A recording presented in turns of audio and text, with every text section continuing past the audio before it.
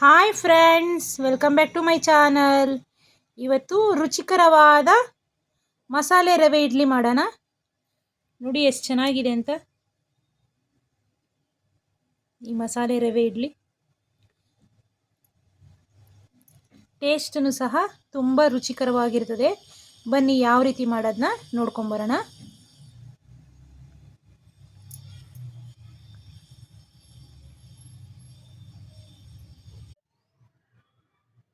ಮಸಾಲ ರವೆ ಇಡ್ಲಿ ಮಾಡೋಣ.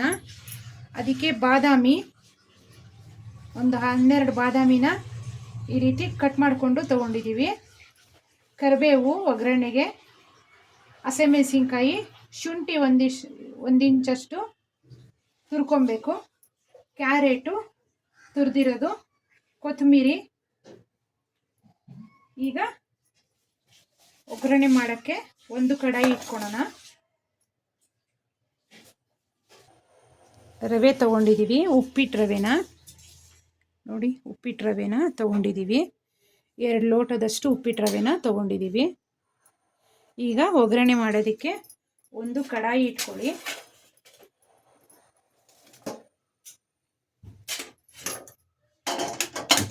Gas ಸ್ಟವ್ನ on ಮಾಡಿಕೊಂಡು ಒಂದು ಕಡಾಯಿ ಇಟ್ಕೊಳ್ಳಿ.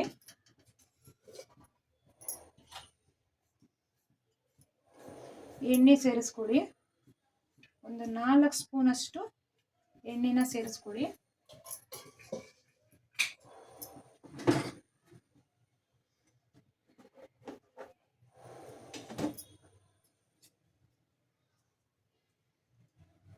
ಸಾಸಿವೆನ ಹಾಕೊಳ್ಳಿ. 1 ಸ್ಪೂನಷ್ಟು ಸಾಸಿವೆ,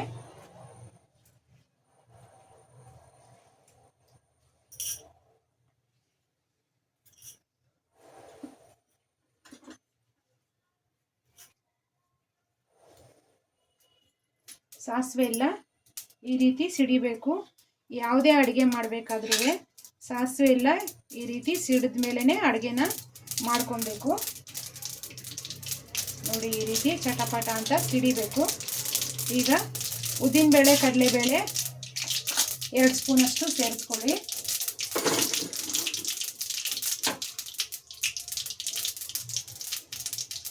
ಕರಿಬೇವು, ಹಸಿಮೆಣಸಿನ್ಕಾಯಿ,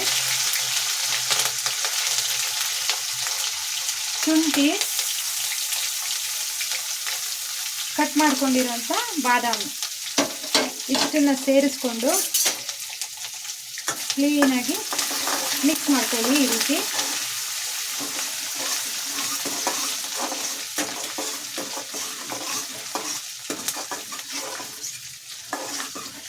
ಒಗ್ಗರಣೆ ಎಲ್ಲ ಚೆನ್ನಾಗಿ ಫ್ರೈ ಆಗಬೇಕು.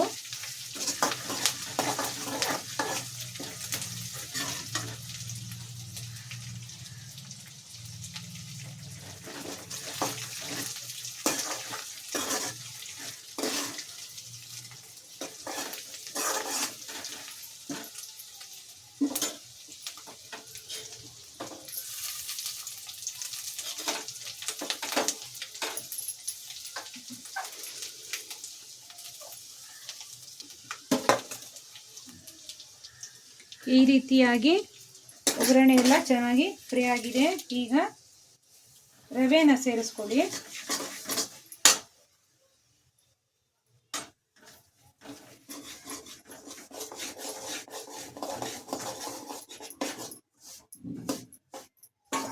ರವೆನ ಸ್ವಲ್ಪ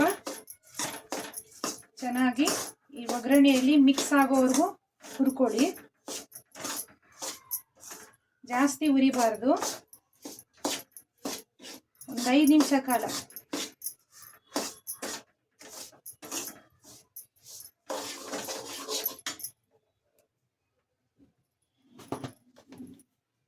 ರುಚಿಗೆ ತಕ್ಕಷ್ಟು ಉಪ್ಪು.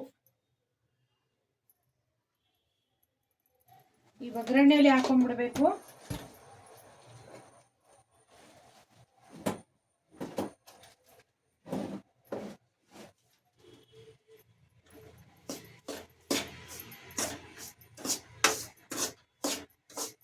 ನಿಮಗೆ ಹೈ ಫ್ಲೇಮಲ್ಲಿ ಇಟ್ಕೊಬೇಕಂದ್ರೆ ಹೈ ಫ್ಲೇಮಲ್ಲಿ ಇಟ್ಕೊಳ್ಳಿ. ಇಲ್ಲ ಮೀಡಿಯಮ್ ಆಗಿ ಇಟ್ಕೊಳಂಗಿದ್ರೆ ಉರಿನ ಮೀಡಿಯಮ್ ಫ್ಲೇಮಲ್ಲಿ ಇಟ್ಕೊಂಡು ಮಾಡ್ಕೊಳ್ಳಿ. ಆದರೆ ತಳ ಇಡಿಸ್ಬಾರ್ದು. ಸ್ವಲ್ಪ ದಪ್ಪ ಇರೋ ಪಾತ್ರೆನ ಇಟ್ಕೊಳ್ಳಿ, ಆಗ ತಳ ಹಿಡಿಯೋದಿಲ್ಲ.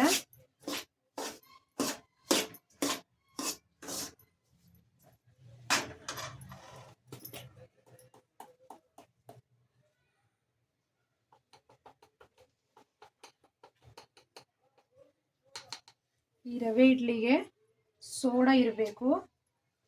ನಾವು ಈನೋ ಎಲ್ಲ ಬಳಸೋದಿಲ್ಲ. ಇಲ್ಲಿ ಅಡುಗೆ ಸೋಡಾ ಬರ್ತದೆ, ಅದನ್ನು ಸೇರಿಸ್ಕೊಡಿ. ಈ ರೀತಿ ಒಗ್ಗರಣೆಯಲ್ಲಿ ಹಾಕೊಂಡ್ಬಿಡಿ,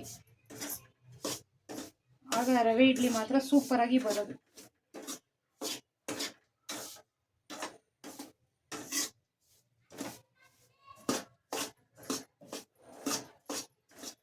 ಚೆನ್ನಾಗಿ ಎಲ್ಲವನ್ನ ಮಿಕ್ಸ್ ಮಾಡ್ಕೊಳ್ಳಿ.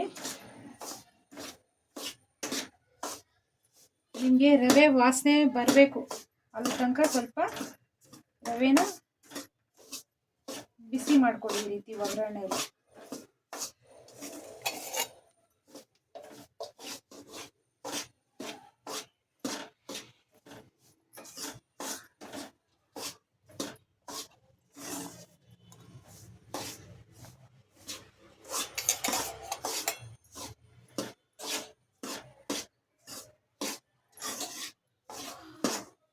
ನೋಡಿ ಇವಾಗ ಆಗಿದೆ. ಇದು ಜಾಸ್ತಿ ಉರಿಬಾರ್ದು, ಒಂದು 5 ನಿಮಿಷ ಸಾಕು. ಆ ಒಗ್ಗರಣೆ ಎಲ್ಲ ಮಿಕ್ಸ್ ಆಗಬೇಕು ರವೆಗೆ, ಅಲ್ಲಿ ತನಕ ಈ ರೀತಿ ಮಿಕ್ಸ್ ಮಾಡ್ಕೊಳ್ಳಿ, ಸಾಕು. ಇವಾಗ ಇದು ಈ ರೀತಿ ಗಟ್ಟಿ ಮೊಸರನ್ನ 1 ಕಪ್ಪಷ್ಟು ತಗೊಂಡಿದ್ದೀವಿ. ಇದು 1/4 ಲೀಟ್ರಷ್ಟು ಇದೆ, ಅದನ್ನು ಸೇರಿಸ್ಕೊಂಡ್ಬಿಡಿ.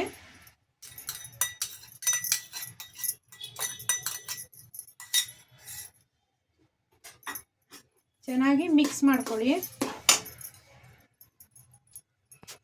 ನೋಡಿ ಇವಾಗ ಮೊಸರು ಹಾಕೊಂಡಿದ್ವಲ್ಲ, 1/4 ಲೀಟ್ರಷ್ಟು ನೀರನ್ನ ಸೇರಿಸ್ಕೊಳ್ಳಿ.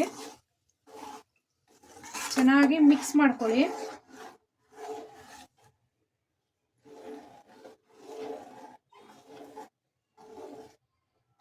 ನೋಡಿ ಎಷ್ಟು ಗಟ್ಟಿ ಆಯ್ತು ನೋಡಿ.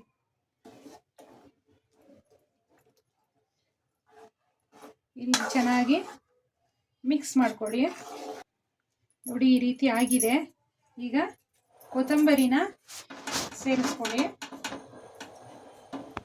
ಕಟ್ ಮಾಡ್ಕೊಂಡಿದ್ವಲ್ಲ ಕೊತ್ತಂಬರಿ, ಅದನ್ನು ಸೇರಿಸ್ಕೊಳ್ಳಿ.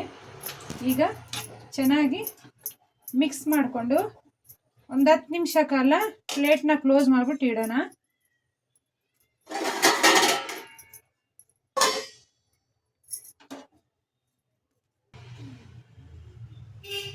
ಈಗ ಚಟ್ನಿ ಮಾಡೋದಕ್ಕೆ ಹುರ್ಗಡ್ಲೆ 1 ಕಪ್ಪಷ್ಟು, ಬೆಳ್ಳುಳ್ಳಿ ಒಂದು 6 ಪೀಸಷ್ಟು,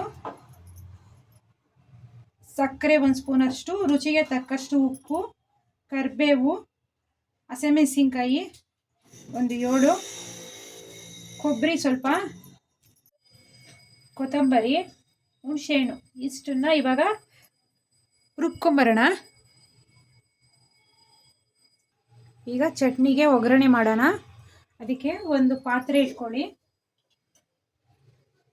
ಪಾತ್ರೆ ಇಟ್ಕೊಂಡು ಒಂದೇ 1 ಸ್ಪೂನಷ್ಟು ಎಣ್ಣೆನ ಹಾಕೊಳ್ಳಿ.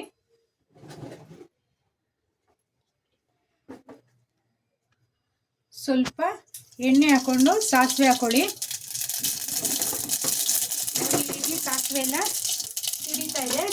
ಕರಿಬೇವನ್ನ ಹಾಕೊಳ್ಳಿ, ಆಫ್ ಮಾಡಿಬಿಡಿ. ಇವಾಗ ಇದು ತಣ್ಣಗಾದ್ಮೇಲೆ ಚಟ್ನಿನ ಮಿಕ್ಸ್ ಮಾಡ್ಕೊಳ್ಳೋಣ. ನೋಡಿ ಈ ರೀತಿ 10 ನಿಮಿಷ ಆಗಿತ್ತು. ಈ ರೀತಿ ನೋಡಿ ಎಷ್ಟು ಚೆನ್ನಾಗಿ ಬಂದಿದೆ ನೋಡಿ. ಇವಾಗ ಈ ರೀತಿ ಈಗ ಸ್ವಲ್ಪ ಗಟ್ಟಿಯಾಗಿದೆ. ಇದು ಸ್ವಲ್ಪ ನೀರನ್ನ ಸೇರಿಸ್ಕೊಳ್ಳೋಣ.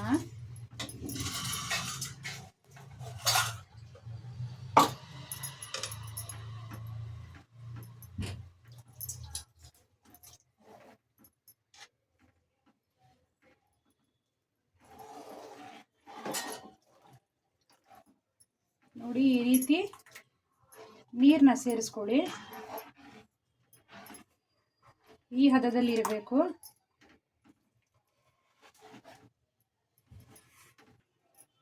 ಎಣ್ಣೆನ ಹಚ್ಕೊಂಡು ಅದ್ರ ಮೇಲೆ ಸ್ವಲ್ಪ ತುರ್ಕೊಂಡಿದ್ವಲ್ಲ ಕ್ಯಾರೆಟ್ನ ಅದನ್ನು ಈ ರೀತಿ ಸೇರಿಸ್ಕೊಳ್ಳಿ. ಈಗ ಇದ್ರ ಮೇಲೆ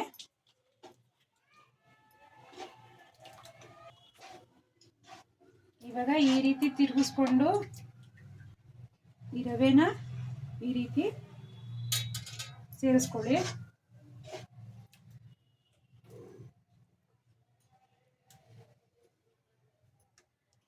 ಈ ರೀತಿಯಾಗಿ ಎಲ್ಲವನ್ನು ಹಾಕೊಂಡು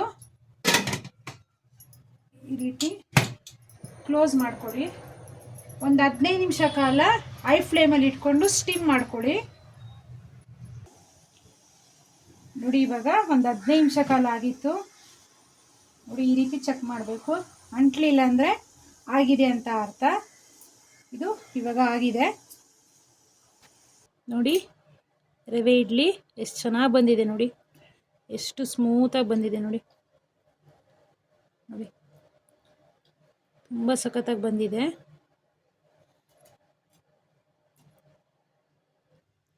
ನೋಡಿ ರುಚಿಕರವಾದ ಮಸಾಲೆ ರವೆ ಇಡ್ಲಿ ಸವಿಯಲು ಸಿದ್ಧವಾಗಿದೆ.